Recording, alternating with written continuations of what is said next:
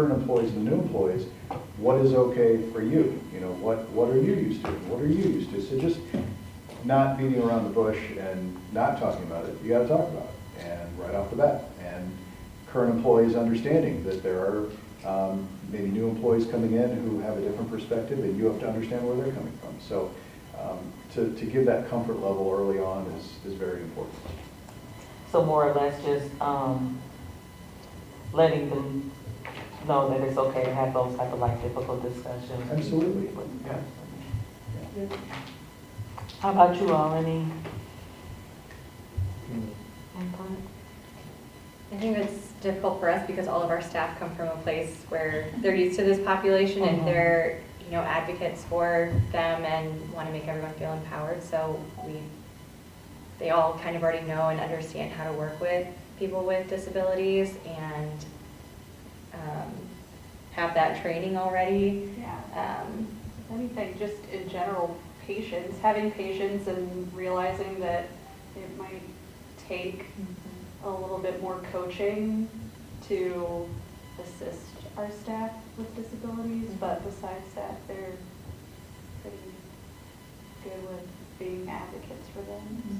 And I know you guys overlap a lot with kind of Champaign Park District and Urbana. Is there anything that you wish that like those staff members knew from the other two park districts that maybe don't work directly with CUSRs, but obviously encounter some of your participants? I think you guys hit on it a lot in your training anyway, but maybe going into more detail about what reasonable accommodations really mean for a workplace, because I believe in the training we showed a video of the CVS, right? CVS, the guy who, yeah, I think so. Work there, Yeah, but just maybe more catered to that organization, if you guys could do, I guess. That makes sense. And do you guys all get our newsletter that we send out? Are you guys on our email list for our newsletter? I signed up. Yeah. Just okay, cool. So make sure you guys can connect with it. That was something that I was thinking about kind of covering, is going into reasonable accommodations and kind of what, you know, a job seeker or employee with disabilities role is versus like what the employer's role is in that. Because I think there's a lot of questions kind of that still linger about that topic, and definitely I think that's something that everybody knows what the ADA is, but not exactly what it says, because it's a lengthy law. So kind of breaking that down a little bit, that would be helpful. So we're planning to do that. Can I ask a question for clarification? Are you guys talking about ideas for accommodations, like if somebody's struggling with a certain task? So it's maybe not on, is this the letter of the law, but gosh, we're trying to figure out how to help them, and what are some possible accommodations we can make? Yeah. Is that, Thank you guys for that. And we do want to open up like the floor for like the last few minutes, because I'm sure some of you all might have questions for each other. We don't want to take over and ask all the questions. So, I mean, we'll just have a free-flowing open forum now. So any questions you all have for each other or for us? Now's the time. Or any information you want to share. I know you said you had some information that you wanted to share. Yeah, I'll just leave these here for anybody who needs them, but it sounds like everybody's pretty well versed on these anyway, so just, there might be some new information to take back.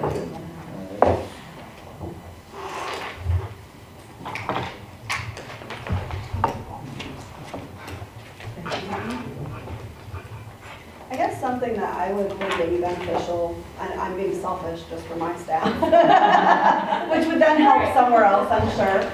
But kind of for my shift managers, like how to manage people with disabilities, meaning how to discipline them.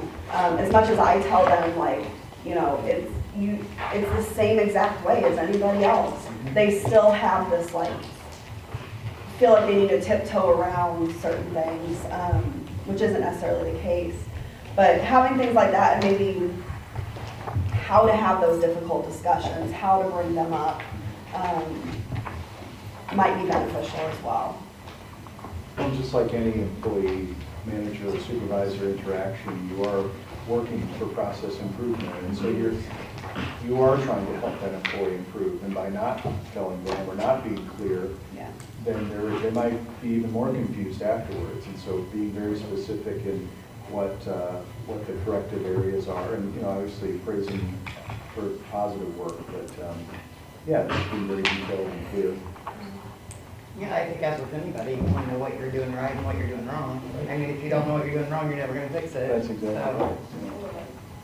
I think we touched a little bit on that, maybe Yeah. we could definitely expand on Yeah. that. I think a lot of people are afraid to hurt feelings Yeah. or other things like that. I think it's just important to have kind of just clear, Well, concise I also have like expectations and- patrons, for instance, that will throw out the ADA, you know, well, I'll contact blah, blah, blah, you know, and all that type of stuff. It's more for mobility type of older patrons type of thing. But that freaks people out as well, especially my younger, like, shift managers and stuff that, you know, it's like they think they're gonna get in trouble, and then I come in and I'm like, no, we did everything and we accommodated as we needed to, or, you know, things like that. If they have a suggestion, I'm more than happy to hear it. If it doesn't cost $1 million to do, then we'll think about it, you know, like, so stuff like that, but it's just knowledge, information, for them. I think there's some good, actually just went to a conference last week, and Great Lakes ADA is an organization in the Chicago area that serves like all the Great Lakes states, if you will. And that's always like a really great resource. You can call and just ask questions for free about the ADA. And then AskJan.org is another really great website that kind of breaks down the ADA in a little bit more manageable bites, if you will. And so those are kind of great resources too. And we can probably pull some information from that from the frontline staff. Yeah. Because yeah, I think it is kind of scary when people like use the ADA as a threat. If you Yeah. will. Like, it's very intimidating. Yeah. I think a lot of people don't quite know what all is in that law and what is reasonable and things like that. So those are great feedback. Thank you.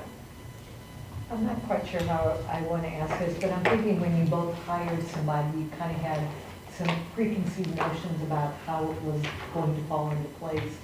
Was there anything that happened through this process that it was like, wow, I had no idea that this was going to happen, or that, you know, either on a positive side or like, ooh, I wasn't expecting this. You know, with our first baker, there were some challenges, and we worked very hard at modifying schedules and the work and trying to be as accommodating as possible. And I think when the realization hit that this just isn't working, it's like, okay, you think you can accommodate it to the point where it'll work, and sometimes it doesn't. Mm-hmm. And just hitting that realization, saying, well, to be fair to this employee and to the organization, we need to move on. I don't think I really had much of that, and the funny thing with him saying that is that working with teenagers, that's my philosophy through. Yep, okay, we'll try this now. No? All right, well, sorry. But for, even way back in high school, I was a teacher's aide for a class with disabilities. And so that's really where my love and passion for everything started, and I have a close family friend that has a disability. But anyway, besides that, like going through it all, even through college, I had a lot of training, a lot of experience in either classes for people with disabilities, and then I also did internships for people with disabilities. And so really, I wasn't surprised, I was excited. Any challenge that came towards me that might have even happened, I don't know if I even noticed it, because it was just more of like, okay, how do we make this more inclusive environment for everybody that's working here? How do we make this a learning experience for everybody?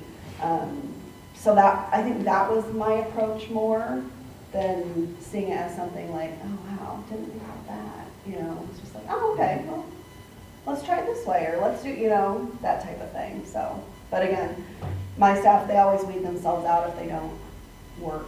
So that's just part of our nature, but it's different than your environment, I'm sure. Any other closing thoughts that anybody has or comments?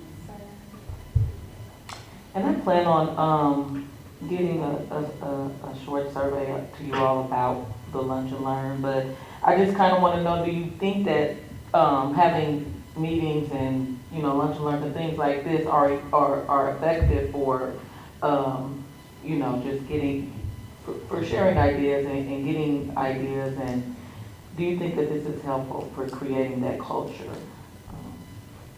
Sure, yeah, I do again. I think it is. I think if there's a way to get more people that wouldn't normally, you know, that aren't like, yes, let's do this, you know, then it might, I think it'd be more beneficial that way. Because I believe everybody here is very much like, let's get this started, let's do this, you know, and the trainings are huge, going out to the, you know, the populations, that's huge. Do I have an answer of how to do that? No. Am I willing to help you do that? Yes. But it's, yeah. Maybe this can be one of our videos that we put online to, for the people who aren't really sure. Yeah. To hear two people talking about their experience Yeah. with it. Well, and I'm always more than willing to talk to people about my experiences with all of this, because it's been fantastic, so. That seems to always be the challenge, the thing is the people that need to know the information don't come. Yeah. Like we experience a lot of that in kind of our services. So yeah, that's definitely. Well, and I told you before, like, I'm more than willing to go to the trainings with you to have that person